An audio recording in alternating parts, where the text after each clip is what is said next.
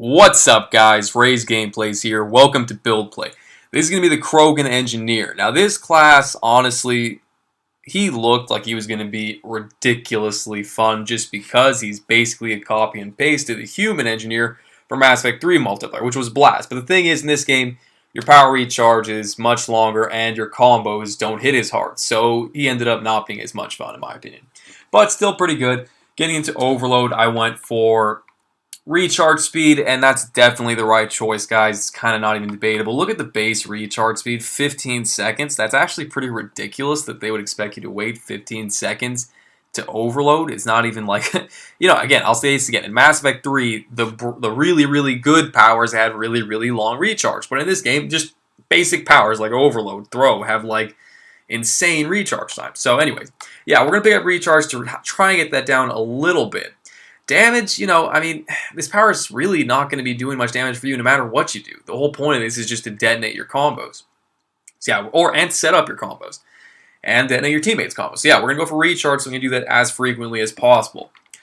Then we're going to pick up damage versus shields. You could chain to an additional target. And again, guys, chaining this to additional targets is going to be useful, for crowd control and to just, hit a bunch of enemies. But at base, you're able to hit, where does it say? It's a good amount of enemies. I'll read it for you, actually. Chains to 2 additional targets. Okay, so if you hold it down, you get to hit 2 additional targets. So that's the thing. You'll be hitting 3 targets, at this point by missing out on this. The second evolution, we're going to pick up 30% chain damage, and we get to chain to an additional target.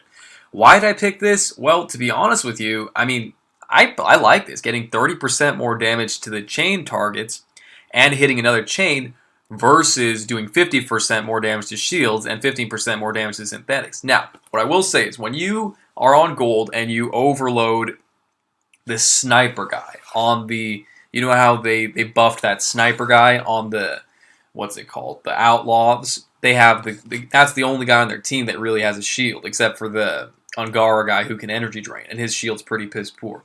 My point is, that sniper with the shield, with this setup on overload, you'll basically take him down to about 20% shields.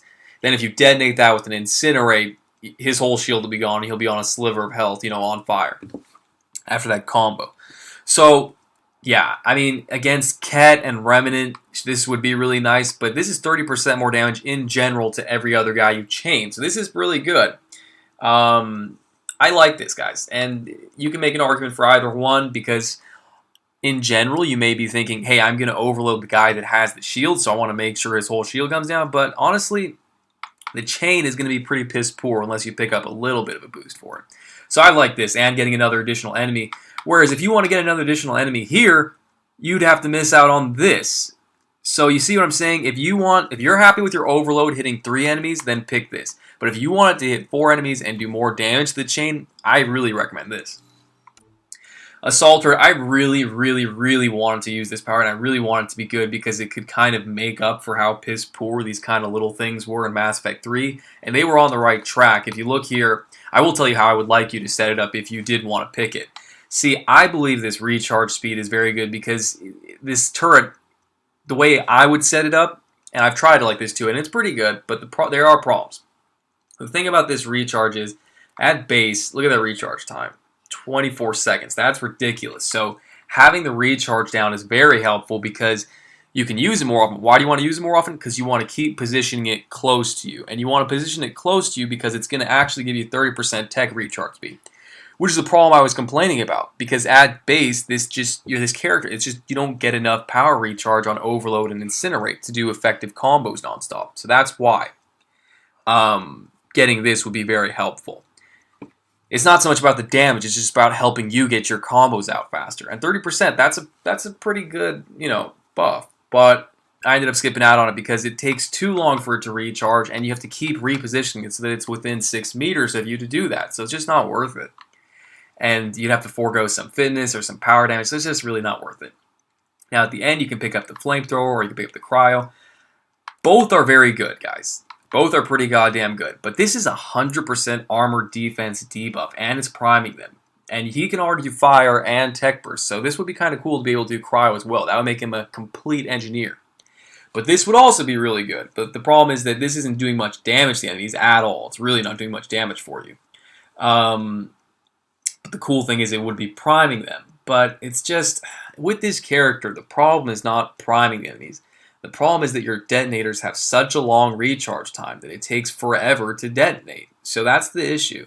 So I ended up thinking this is just not worth it overall. It's just not enough help. I like the concept. I think they were on the right track with it, but they didn't go far enough. They need to make it so that this really helps your tech power recharge speed when it's out, and it has a much bigger radius. Or maybe just get rid of the fucking radius. When you have the turret out, your power recharge is 60% better. Do something like that. That'll make it worth it. And it'll make the character very good. Incinerate, we're going to pick up radius because, and this is really fucking good. One time I had a bunch of enemies like bunched up. I know it only says 2 meters, but 2 meters feels very big in this game because I incinerated a group of enemies. And I swear to God, I like set up like 6 of them for a fire explosion. They weren't standing so close to each other. You will feel it in general when you're using Incinerate. This guy, it doesn't feel like a 2 meter radius. It feels much bigger. This is also good, but I just, I mean, and this would be good to have it last for longer, do a little more damage for you. But again, you want to set up multiple enemies too, right? And you want to put multiple enemies on fire. So I really like this evolution. Hitting them all is really good. And it's going to stun them and make them kind of harder to do damage to you. But this is good too. So, the main reason why I went for this is because otherwise Incinerate is going to only be hitting one enemy because we cannot pick this at the end because this is too good to pass up on. But we'll get into that. We're going to pick up initial damage. I had armor damage for the longest time, but I was thinking, hey, what the fuck? This is 30% more damage to everybody, not just armored targets. And you will try to kill health targets a lot too. A lot with this power. So this ends up being more useful in my opinion because, being able to, again, 30% more damage against everything or 50% more damage to armor. You're still getting 30% more damage to armor if you pick this. So you're missing out on 20%, but now it's instant. It's not even like over time. So you're just getting that damage instantly and it's against everything. So I think that's better. Incinerate's initial attack now triggers combo detonations. Okay, I can't pass up on that because he only has one detonator overload if you don't pick this up. And if you want to, and really honestly guys, with this engineer, the bottom line is he's just not going to be that good unless you can put on an elemental ammo like disruptor rounds, incendiary rounds. You put that shit on, then he becomes very good. But you have to have that ammo, unfortunately.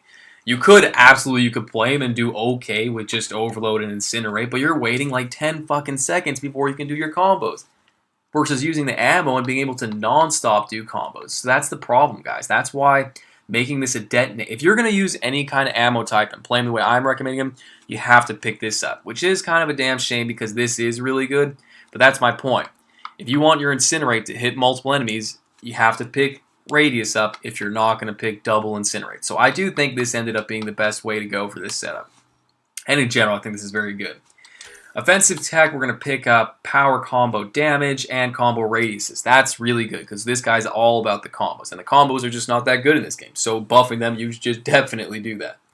Now, power damage, 20% to all power. That's, 10% versus 30%. I mean, just compare the numbers. You know what I'm saying?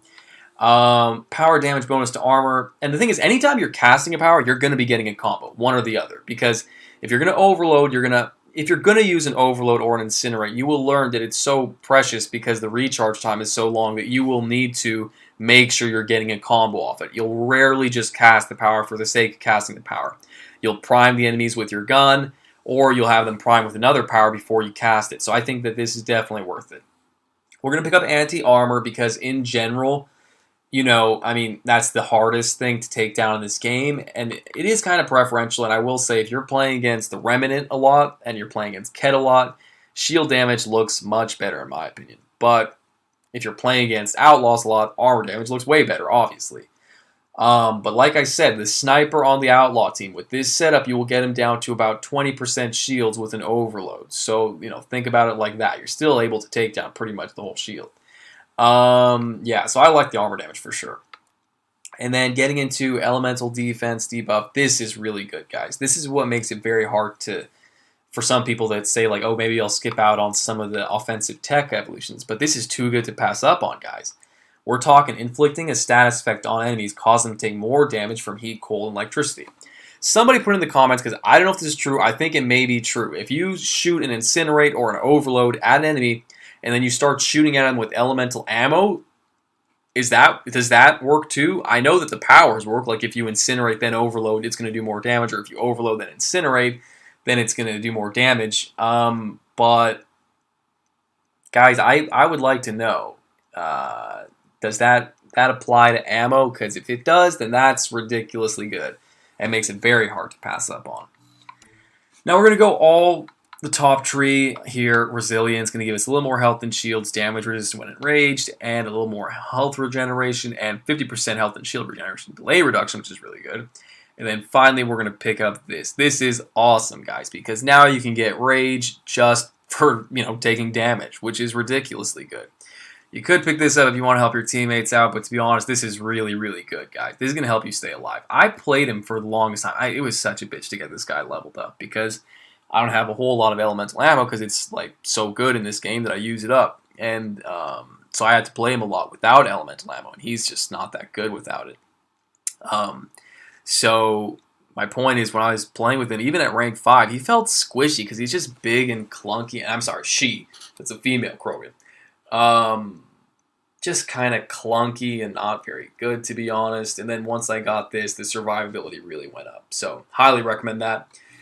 That's about it as far as this is concerned. That took a long time to explain. Let's get into the weapons. Now, I really like the Hurricane. The Hurricane's a great choice because you're going to be able to set them up very easily with your ammo effects. Capacity is a must. This gun runs out a lot, and you get 71%. That's ridiculously good. I'm going to pick up Scope because this is kind of set up for, if you were to get a bigger map, this will help you out a lot. And in general, it'll help you on all the maps because this gun is not very accurate. And if this is the only gun you're going to be rolling with, you want to be able to shoot him from a little bit far. Remember, this character has no way to get her shield back at all. It's just about being tanky in general. So, and stunning them and, doing a lot of combos that keeps them on their feet and not shooting at you. That's the thing. That's where her survivability comes from. And again, you can throw out that turret to draw some fire too occasionally. So yeah, that's what I'm going to recommend. Getting into this. Now, again, the ammo gear would be the best choice, to be honest with you, because you will run out a lot in this gameplay. I'm going to use every single thermal click pack trying to keep the ammo on this gun afloat, and it's because I was stupid. I missed out on the chance to buy that gear. But if you guys have it, highly recommend you use it, because if you run out of ammo, you're kind of screwed, especially if you're using a elemental ammo. It's going to help you out so much. So, yeah.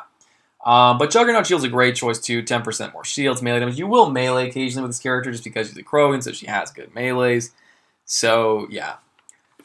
Consumables, like I said, unless you're going to use one of these, she's just not going to shine. I used Incendiary 3s in that gameplay, and it was godly. Incendiaries are going to be the best against the Outlaw group. Disruptors are going to be the best against the Ket and the Remnant by far. So, it's up to you what you want to do. In an unknown setting, I would probably take Disruptors over. Like, if I'm playing unknown enemy, unknown map, I would much rather have Disruptors than Incendiaries, because the Disruptors can prime the enemies through their shields. So that's, useful against everybody, whereas the Incendiaries is really only really useful against Outlaw. Getting into the... So, yeah, I'd recommend you put on an ammo for sure, and it really is going to make this character excellent. Now, if you don't put an ammo on, you're going to have a tough time. That's just the nature of this character. Now, as far as power is concerned, there's really one thing that shines out for me, and I may be out of them here. Power efficiency, which I may have ran out of, unfortunately. Yeah, but power efficiency is definitely the best choice, guys, because if you can get the combos off faster, you're going to slay. If you can't get the combos off faster, you're just going to kind of be very lackluster. Now, there are other ways you can set up this character we'll discuss in the gameplay, but this is kind of the proper engineer setup that I recommend. Yeah, let's get into the gameplay. Alright, guys, getting into the gameplay. This was, problem is, you're going to watch this gameplay and say, oh, this character is pretty goddamn good. But the problem is, yeah, the character is good if you have those two equipment pieces. And there's no other way to build her to make, to forego that equipment, the valuableness of that equipment. You know what I mean? Because there's no options to get her power recharge down except for that stupid turret, and that's 30%, which is okay, and you have to be within a 6-meter radius. One thing I will say, if you're a guy that likes to sit in a certain part of the map and just hold it down, or that's what you like to do with your friends, you like to just sit in a certain part of the map and not run and gun, that turret would be great. If you are running and gunning, you know, your teammates, you all like to run around the map and just kill everything like that. You don't like to sit down in one place, you get bored. Then the turret's just not going to do it for you. You know what I mean? The turret is just really kind of set up to hunker down and sit your ass in that position. And what I will say is there are just some maps where it's not efficient to do that in the first place. So right off the bat, that's just not going to be an effective tactic. Here it's just going to be an absolute onslaught with this incendiary rounds. This is what I'm going to say, guys. I mean, unfortunately, if you don't have a good power efficiency gear or an incendiary rounds or disruptor rounds, you're not going to get your most bang for your buck with this character, because pretty flat out simple. Overload and incinerate just have a really long recharge time. So if you're thinking like, oh, I want to play like I did with Mass Effect 3 with the human engineer who also had overload and incinerate and just have a really good time doing non-stop fire and tech bursts, not going to happen if you aren't using incendiary rounds. And even then, it's not going to happen anywhere near as good as it was back then. You know what I'm saying? I mean, that was one of my most favorite characters, the human engineer in Mass Effect 3 multiplayer. Just so simple. Overload, incinerate, and that stupid drone that wasn't very good. But overload and incinerate were awesome together. Because you could do it every, like, 2 seconds or so. You could have a combo every 2 seconds or so. In this game, they want you to wait, like, about 10 seconds to do each overload and incinerate. So you're just going to be here all fucking day trying to get one combo. And then when that combo hits, it's just not that good. I definitely think a buff is incoming for this character, and it is badly needed, because, I mean, and it's just, the thing is, if you do have the incendiary rounds and disrupt rounds, and you do have power efficiency, you can make the character good, and she's even okay without that stuff. But is she on par with the other silver classes? No way, guys. I mean, come on. KROGAN Vanguard, Asari Adept, Solarian Infiltrator, Turian Soldier. Even I mean, I would say there's a strong argument to say that the Asari Sentinel is better than this guy. It's pretty sad. Because the Asari Sentinel's job is just to detonate for the teammates. Basically, that's her primary job. This guy's actually just supposed to be a hard-hitting engineer. You know, just a very, you know, simple engineer class. One thing I will say is when Mass Effect 3 came out, the engineers were underpowered as well in Mass Effect 3 multiplayer. If you were to compare, like, you know, all the starting human classes, you had, like, he was pretty underpowered as well. I would say the human Sentinel was probably... no, forget it. He had warp. Yeah, so I mean, definitely. Yeah, the human engineer just wasn't too good when the game first came out. Then they made it so that Incinerate could, you know, really effectively prime enemies for fire explosions. And then the incendiary ammo with Incinerate glitch came out, and that character just became amazing. So, yeah, love the human engineer after the patches and updates. But when it first came out, it wasn't a very good character if you compare it to the other characters that you started with. So yeah, I do think that some pretty heavy buffs are incoming to this character at some point, because it's blatantly obvious that this character, compared to the Asari Adept, like I said, I'm not going to list them again, but compared to the other silver characters, this guy is kind of the weakest link, it looks like. Yeah. One thing I will say about Overload is you can spec it to like hit like so many enemies, which is like pretty. That is one thing this character has in his corner. But and I keep calling it his because I'm not used to playing with the fucking female KROGAN, and yeah. But I'm gonna get one more piece of bitching out, then I'm gonna stop bitching.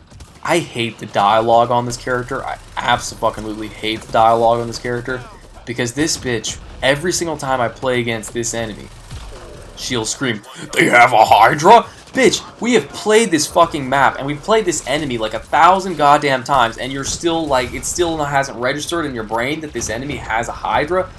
Every fucking game she yells, "They have a HYDRA?" Like, yes, you've seen many HYDRAs, bitch. We have killed many HYDRAs. We've been in many games with HYDRAs. It's not crazy you don't have to be so shocked every time you see a HYDRA. I don't know why, but that bugs the shit out of me.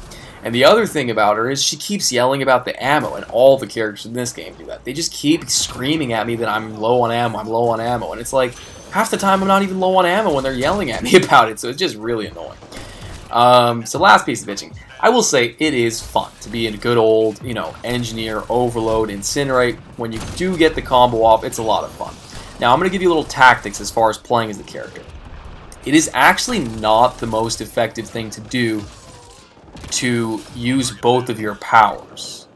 Now let me explain. If you want her main combo, you can either incinerate and then overload to get a fire explosion, or you can overload then incinerate to get a tech burst. But the problem is, guys, if you were to do that, if you were to run up to an enemy and incinerate then overload, now both of your powers are on cooldown and you won't be able to detonate another enemy until both of their long-ass recharges are done. So if you're going to use elemental ammo, which I highly, highly fucking recommend with this character, and I also want to say, while I'm on this point, I will say, if you are a guy that likes to play a lot of these caster classes, you're going to be in a very big conundrum, and you may want to consider on your soldiers and infiltrators not using the ammo up, because some of them, like the Turian that can't detonate, or the Solarian that can't detonate that effectively, it may not be worth it to waste the good ammo types on those characters if you want to play these characters a lot, like the casting guys, like the Asari Sentinel, the KROGAN Engineer, you know, the Asari characters like that really can benefit because they have non-stop detonating powers. They're the kind of guys you want to almost save the good elemental ammos for. You know what I'm saying? Anyways, what was I talking about? I was talking about, yeah, so the most effective way to do this is actually going to be to use one power at a time. Prime the enemies with your gun, then incinerate. Prime some more enemies with your gun, then overload. That's how you're going to get the most combos off.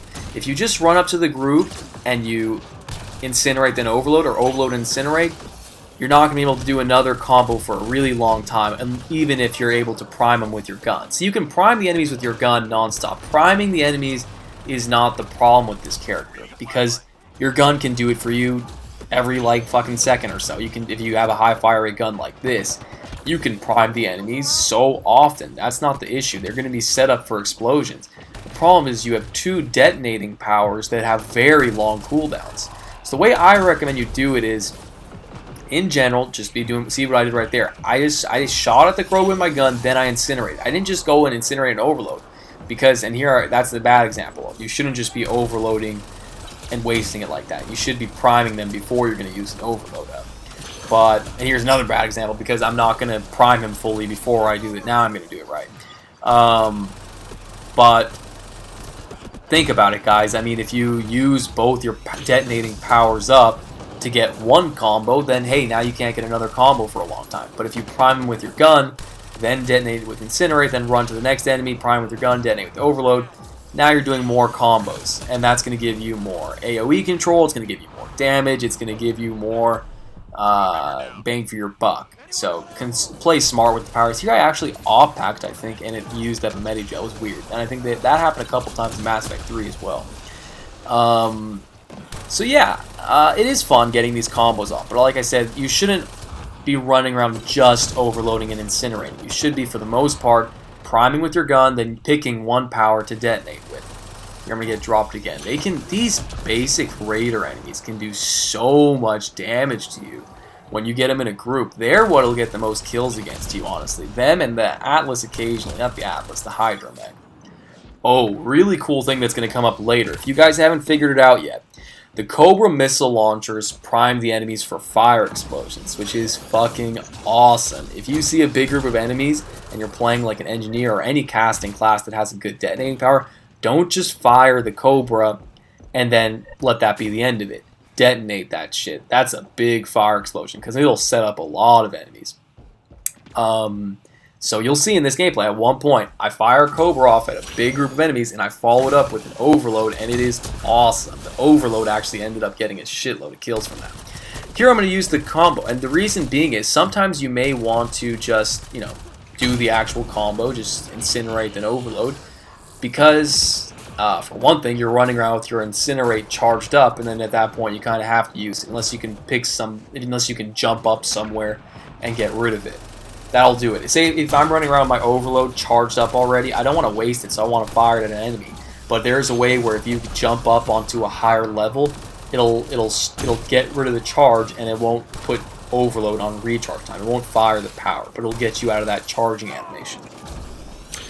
Here I'm going to use the turret for the first time in a long ass time. This KROGAN's running around on fucking fire. He's going to get fucked up right here. That's the cool thing about using incendiaries, guys. If you're using disruptor rounds against the outlaws, you'd be here all fucking day trying to kill the KROGAN and the Atlas and the other armor targets won't be that big a deal, but these guys will take forever to kill.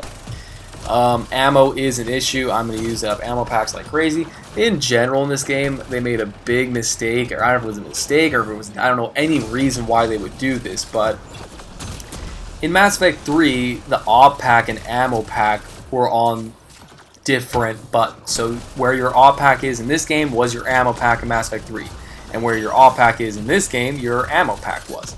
So why the fuck they changed that in this game, I have no idea. If you were playing Mass Effect 3 a lot prior to this game, your reflexes are going to be completely thrown because your body is just trained at this point to push a certain button if you want an off pack or ammo pack.